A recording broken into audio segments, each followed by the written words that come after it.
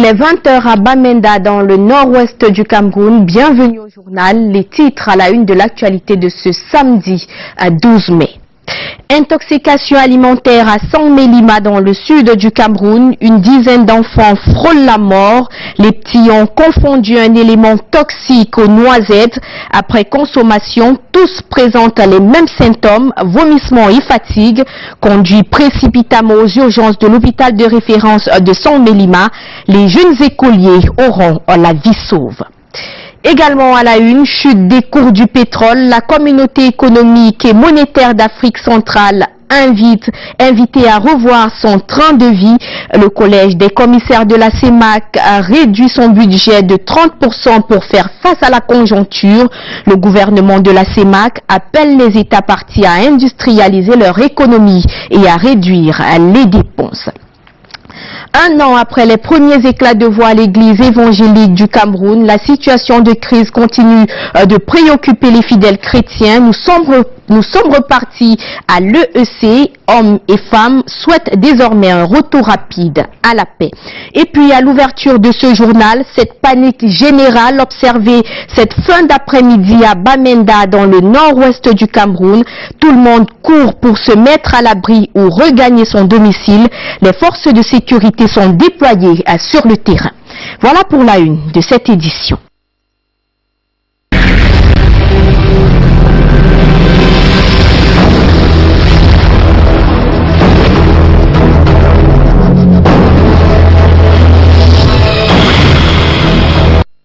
Bonsoir à toutes et à tous. Ouvrons avec cette panique générale observée à Bamenda cette fin d'après-midi. La capitale régionale du Nord-Ouest donc connaît une panique générale cette fin d'après-midi. Comme vous le voyez sur les images, c'est tout le monde qui court. Chacun veut se mettre à l'abri ou au mieux regagner son domicile. D'après notre correspondant sur place, les forces de sécurité sont sur le terrain. Des arrestations sont faites dans les débits de boissons et autres lieux récréatifs des quartiers Travelers et Hospital Roundabout. La panique générale observée à Bamenda depuis 18h donc ce samedi. Taxis, motos, véhicules personnels, tous les moyens de locomotion sont mis à contribution pour s'éloigner du trouble. Je vous propose d'écouter un petit extrait en langue anglaise. L'homme est au micro, Danny Collins. Are you two are running? I'm right where? I don't know. Until I get the reservoir, I don't think Okay.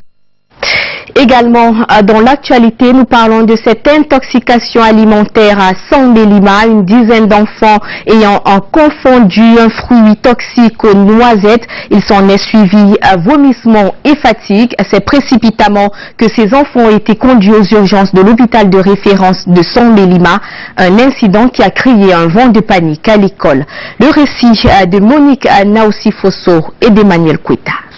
Ces enfants intoxiqués sont tous élèves du cours élémentaire première année de l'école publique d'application du quartier administratif de Sang-Mélima. À la sortie des classes, ils ramassent des fruits ça et là, ignorant leur origine, ils se font intoxiquer en les consommant pendant la pause.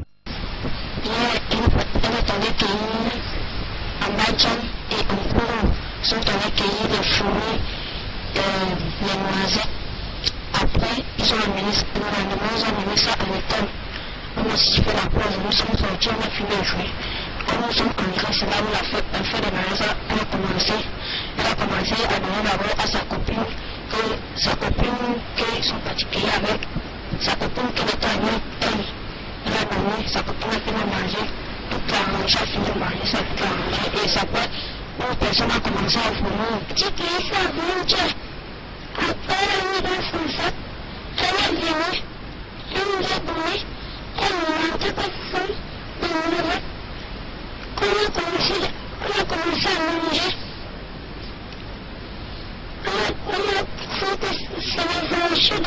Les enfants, de manière innocente, se partagent les fruits, les confondant aux noisettes. Et quelques minutes après, ils commencent à vomir et en se fatiguant. Ils ont été aussitôt conduits à l'hôpital de référence. J'ai pris la moto, je suis revenu. quand j'arrive au niveau de l'école, on me dit que l'hôpital de district les a déjà transférés à l'hôpital de référence. Fort heureusement, la prise en charge a été faite dans l'urgence. Ces arbres ont, sur ordre du préfet David Kolbout Aman, été coupés pour éviter tout autre éventuel incident. Une école primaire publique totalement dépourvue de sa charpente, le triste constat a été fait au lendemain d'une forte tornade qui s'est abattue à Nian dans le département du Mungo. L'école dévastée, les élèves sont sans abri. Les détails de Robert Charlitoc. Des tôles sur les cimes des arbres, des charpentes à même le sol, des salles de classe éventrées. Nous sommes à l'école publique de Nian, dans le département du Mungo. Depuis le passage des dames tornades, les élèves observent un congé forcé. L'école est transformée en un véritable champ de ruines. Grosse désolation pour les populations riveraines. J'ai senti comment les tôles se soulevaient. Là, dans le village d'à côté, les arbres, ça a commencé à craquer. Dès que le vent qui est arrivé, et ça a fait beaucoup de dégâts. Mais je peux dire, le pire est ici. Même des maisons d'habitation ont été touchées par-ci et par-là. Même si une main reste tendue aux âmes de bonne volonté pour la reconstruction de cette école, le plus urgent pour l'heure est de permettre aux élèves de terminer l'année scolaire 2017-2018. Et pour l'autorité locale, le recasement rapide des élèves reste une priorité face aux examens de concours officiels pointant à l'horizon. Dans l'actualité en éducation, la délégation régionale de l'éducation de base du littoral évalue les enseignements à mi-parcours de l'année scolaire 2017-2018. Les cours déjà dispensés ont été recensés. Plusieurs mécanismes sont mis sur pied pour assurer un déroulement sans faille des différents examens et concours qui débutent dès fin mai 2018. Le compte rendu de Robert Charlitoc et de Thierry Nala. Pour cette année 2017-2018, plus de 700 candidats au First Living Certificate venus des régions du Nord-Ouest et du Sud-Ouest sont inscrits dans la région du littoral. Des mesures sont prises pour ces élèves particuliers. Tout a été mis en œuvre pour accueillir ces enfants et véritablement mis en œuvre depuis le début des inscriptions et même les accueillir à la rentrée scolaire. Donc, il n'y a pas de problème par rapport à cela. Tout est fin prêt, les enfants sont chez eux. Les examinateurs vont s'en occuper et s'en occupent déjà. Au-delà d'évaluer les programmes retenus pour cette année, il était question pour la famille éducative de l'éducation de base pour le littoral d'échanger sur les mécanismes qui vont concourir au bon fonctionnement des examens et concours dans la région. Il s'agit pour nous ici de faire effectivement ce bilan à mi-parcours, c'est-à-dire évaluer ce qui a été déjà fait depuis la rentrée de septembre 2017, nous assurer que les apprenants ont acquis des connaissances, nous assurer que la couverture des programmes est effective, nous assurer que les examens sont bien préparés, que les candidats et même les examinateurs sont en confiance par rapport aux échéances qui les attendent.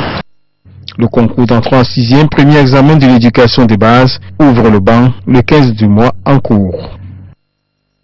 En économie, on parle de la chute des cours du pétrole. La communauté économique et monétaire d'Afrique centrale invitée à revoir son train de vie. Le collège des commissaires de la CEMAC réduit son budget de 30% pour faire face à la conjoncture. Le gouvernement de la CEMAC appelle les États partis à industrialiser leur économie et à réduire les dépenses. Les détails de Monique Naossi-Fosso et de Lutherne Diomo. Réduire les voyages en classe affaires, en jet privé, réduire les délégations aux effectifs pléthoriques. Le frémissement du coût du pétrole a entraîné la chute des finances en zone CEMAC. Les fonctionnaires et les États partis de cette communauté économique doivent désormais serrer la ceinture. C'est du moins la vision des commissaires de la commission de la CEMAC qui ont d'ailleurs réduit le budget de 2018 à plus de 30% par rapport à l'année dernière. Ils étaient réunis à Douala ce mercredi 9 mai. Aujourd'hui, beaucoup de nos pays dépendent du pétrole.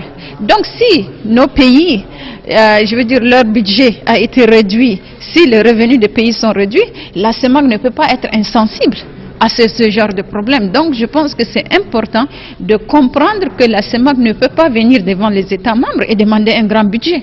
On est en conjoncture, c'est une situation difficile, donc il faut vraiment diminuer.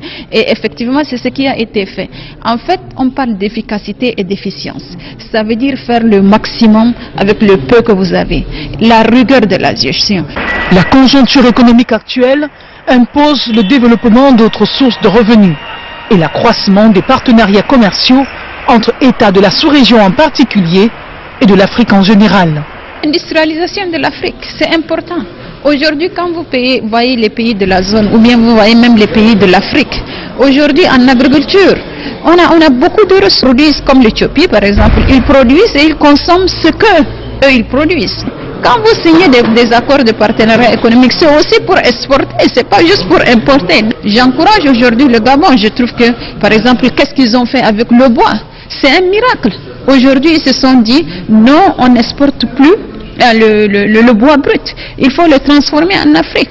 Par rapport aux APE, les autres pays de la CEMAC entrevoient emboîter le pas au Cameroun, mais avant, il va falloir reprendre les discussions avec l'Union européenne pour un accord régional. L'une des préoccupations de la CEMAC en ce moment reste l'insécurité en République centrafricaine qui la contraint à déporter son siège pour la Guinée équatoriale.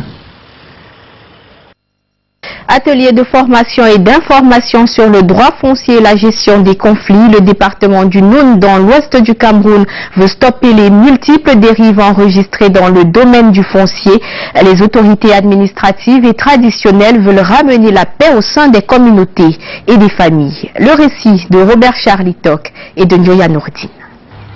C'est connu de tous, les problèmes de litige foncier sont une réalité au Cameroun, notamment dans le département du Noun.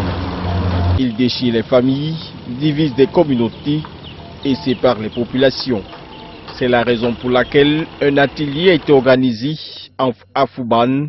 Objectif, former et informer les acteurs de terrain sur le droit foncier et la gestion des conflits. Cameroun, pour venir essayer de faire en sorte que les gens puissent connaître ce que le droit de propriété, ce que c'est que les différentes catégories de terres, pour pouvoir savoir où est-ce que quelqu'un peut solliciter un titre foncier et comment il peut l'obtenir. Nous avons voulu attirer l'attention des uns et des autres, provoquer une prise de conscience de l'ensemble des acteurs de la chaîne sociétale que sont les chefs traditionnels, les chefs religieux et les responsables d'associations de jeunes, de femmes et d'hommes, pour nous amener les uns et les autres à comprendre que nous ne pouvons pas tout attendre de l'administration qui a déjà maille à partir avec l'ensemble des problèmes de la société qui sont à sa charge. Il était question au cours de cette rencontre de mettre un accent particulier sur la promotion et la cohésion sociale et intercommunautaire à travers le droit foncier au Cameroun. C'est le problème de lenteur administrative. Parce que depuis que j'ai déposé, moi-même j'ai vécu ça, depuis que j'ai déposé mon dossier pour l'obtention du titre foncier, ça fait 5 ans. Je n'ai jamais eu de suite. Le dossier traîne, c'est encore mais ça tarde à aller à la région de Bafoussam. Et puis c'est maintenant que ça va aller, ça fait 5 ans. Si les thèmes ont été abordés, les conditions d'obtention du titre foncier, la place de la chefferie traditionnelle dans la gestion de la terre, la législation sur la terre, entre autres. L'initiative du Conseil supérieur islamique du Cameroun s'est déroulée aussi dans les villes de Bertois et d'Obala, question d'éclairer les uns et les autres sur le droit foncier afin d'apporter la paix dans les familles au Cameroun.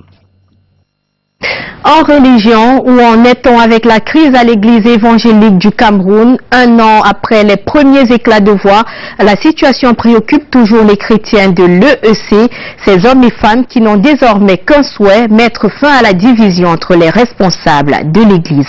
Les explications d'Alex Lembe et d'Henri Tinda. Un an après le début de la crise qui continue à diviser les responsables de l'église évangélique du Cameroun, celle-ci semble toujours être au centre d'une véritable division entre ces chrétiens qui pourtant ont célébré comme toutes les autres obédiences chrétiennes la montée de Jésus au ciel. Un culte sous forte connotation de réconfort et de réconciliation surtout avec les présences des chefs traditionnels Sawa. Un an après, où en sommes-nous avec cette crise? L'affaire est entre les mains de la justice et jusqu'ici la justice ne s'est pas encore complètement prononcée, mais au moins en partie, puisque si vous avez suivi, le bureau, le fameux bureau est suspendu. Je veux dire qu'on a demandé que ce bureau suspende ses activités. Donc on attend la suite. Vous savez, pour atteindre la vérité, la justice et l'équité, vraiment ce n'est pas une course. C'est une marche qui va lentement pour essayer d'apporter quelque chose de consistant quand on atteindra cette justice, cette vérité et cette équité. Alors, si on est à 1 an, c'est tout à fait normal que nous soyons à 1 an. Il faut aller doucement. Vous savez, c'est quelque chose qui demande, parce que nous avons commencé d'ailleurs à construire notre église avec cette révolution, disons-le, à construire notre église, parce que de part et d'autre, les gens sont en train d'imaginer comment alors nous allons sortir de ce combat avec une nouvelle église. Alors il faut aller doucement, doucement, et on va atteindre ce dont nous avons besoin. Ici, la présence des chefs traditionnels Sawa représentant Longondo avait également une forte signification, tant il est vrai que cette assemblée traditionnelle Sawa avait donné son point de vue au moment chaud de la crise. Qu'en est-il aujourd'hui? Longondo n'est pas la justice républicaine. Je vous ai dit que l'affaire est entre les mains de la justice républicaine. Ceux qui veulent enfreindre les décisions de la justice, c'est leur affaire. Bon, s'ils pensent qu'on est ici dans une jungle, ils n'ont qu'à faire comme dans une jungle et qu'ils ont le droit de tout faire, bon, c'est leur affaire.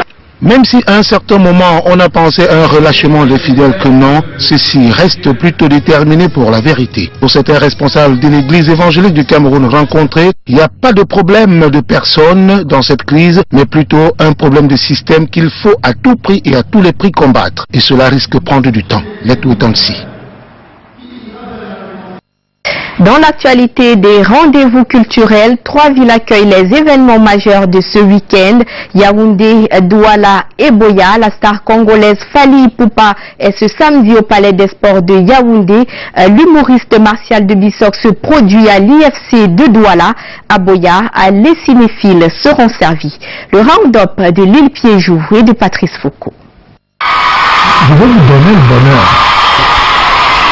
Martial de Bissok remet ça ce week-end à Yaoundé et Douala. L'homme du One Man Froid est à Yaoundé ce vendredi 11 mai au EA Lounge et samedi à l'Institut français de Douala.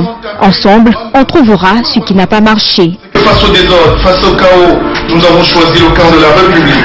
Nous sommes heureux de vivre ensemble. Nous sommes une nation, des gens bien. Nous vous donnons les clés du succès, nous rigolons, nous construisons, nous bâtissons. Et le One Man Froid, à chaque fois, vous êtes venus encore plus nombreux. Alors pour les 2 dates qui vont nous rester à faire. Nous sommes le 11 mai. À Douala, entre Bepanda au Lacan, c'est un spécial Remember Bob Marley qui est annoncé. Cette légende du reggae est partie il y a 37 ans aujourd'hui. Il a permis au monde entier d'adopter la musique jamaïcaine et le mouvement Rastafari. Une pensée pour ce symbole de la liberté d'une spiritualité incarnée par le mouvement Rastafari. Plusieurs événements sont d'ailleurs annoncés à travers le pays. Ma chérie, n'aime pas le mouvement, mais je dois l'emmener. Au Palais des Sports de Yaoundé samedi, les mélomanes ont rendez-vous avec le star Fally Ipupa Dicap la merveille. Ce sera un show inédit. Oh ma chérie, elle veut me sortir de son cœur. Je te donne mon cœur, et maintenant c'est le cœur. À Boya, dans la région du sud-ouest, les cinéphiles ont droit en grande première au Little Cindy Boya Movies au Chariot Hotel. Et à la Sanza Night Club à Yaoundé, ce soir, Magasco met le show pour un week-end bien arrosé pour un week-end.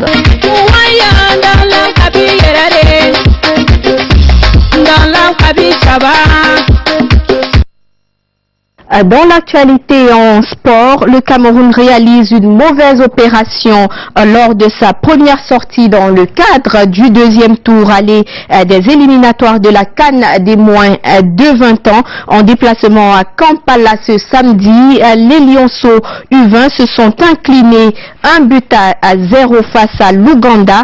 Steven Mukwala a inscrit le seul but du match avant la pause pour les Hippos à la 44e minute. En face, les poulains de Christopher Ousmanou regretteront le poteau trouvé en début de partie par Ignanous Pene Ganago. Le Cameroun doit donc renverser la situation dans une semaine à Yaoundé pour accéder au troisième et dernier tour de ces éliminatoires.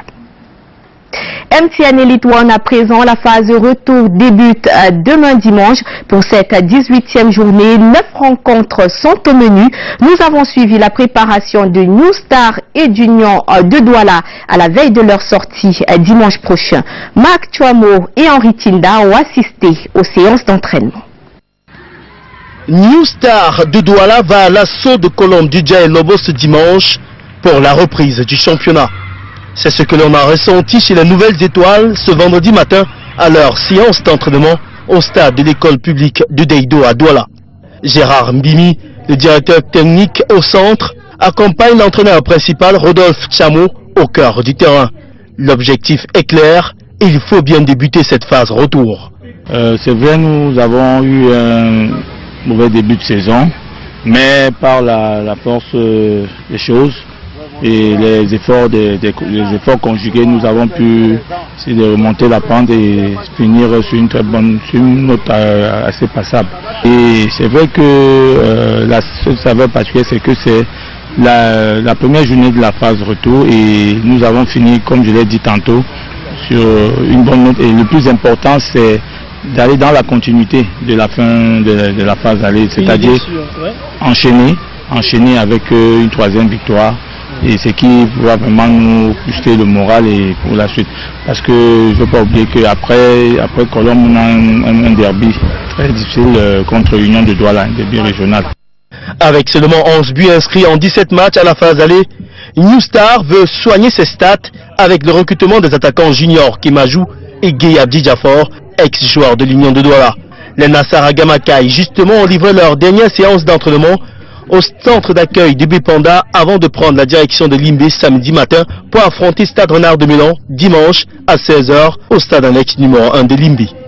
On prépare ça comme d'habitude, mais on est en train de multiplier beaucoup des aspects dans nos préparations parce que il faut qu'on essaye de marquer beaucoup de buts la phase ici. Phase retour, il faut mieux faire comme plus que la phase aller, donc avoir plus de points et défendre mieux et avoir monté sur le tableau de l'Elite One.